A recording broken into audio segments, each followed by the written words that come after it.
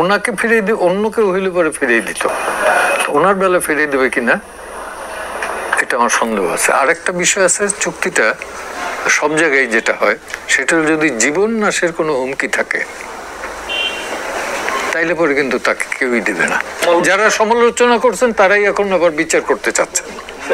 এইটা হলো অদ্ভুত। অর্থাৎ যখন আমার পক্ষে থাকে তখন এটা রাইট, আর যদি আমার বিপক্ষে যায় তাহলে পরে এটা রং না, এটা মানে অফেন্স এবং এটা একটা পাপ। আজকে যারা আন্তর্জাতিক অপরাধ ট্রাইব্যুনালের কথা বলতেছেন বা যারা হয়েছেন তারা কি করছেন? তারা ছিলেন প্রসিকিউশনে, তারা যুদ্ধ অপরাধী। আর এই অপরাধ কি এক নাকি? হ্যাঁ, এটা মানবতার বিরুদ্ধে। গুলি করার অধিকার কারো নাই, হত্যা করার অধিকার কারো নাই।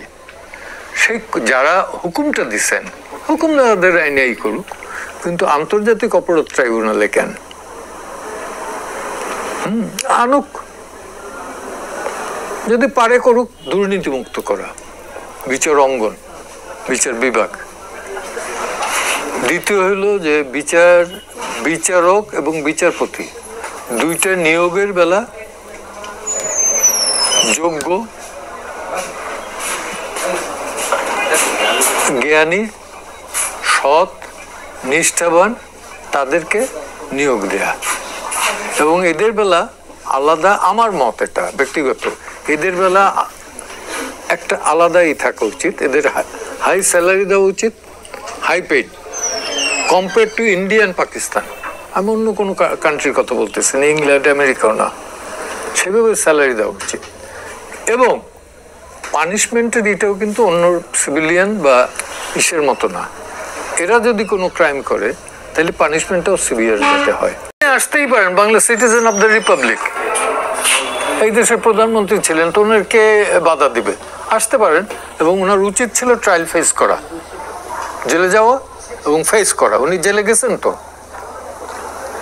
111 পরে গেছেন না, প্রথম তো তাকেই গ্রেপ্তার করা হয়েছে।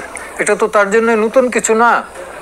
এবং উনি বিদেশে গিয়ে বিদেশ থেকে এমবার্গো থাকা অবস্থা উনি চলে আসছেন। এইটা দেশত্যাগের পরে যদি কেউ বলে, আমার মনে হয় না, বললে পরে বলতে পারেন, কিন্তু ইটস ইম্যাটেরিয়াল। কারণ অলরেডি পার্লামেন্ট নাই, স্পিকার রিজাইন করছে, সবাই মন্ত্রী পরিষদ কেউ জেলে, কেউ বাইরে, এই অবস্থায় আছেন, পালাই আছেন।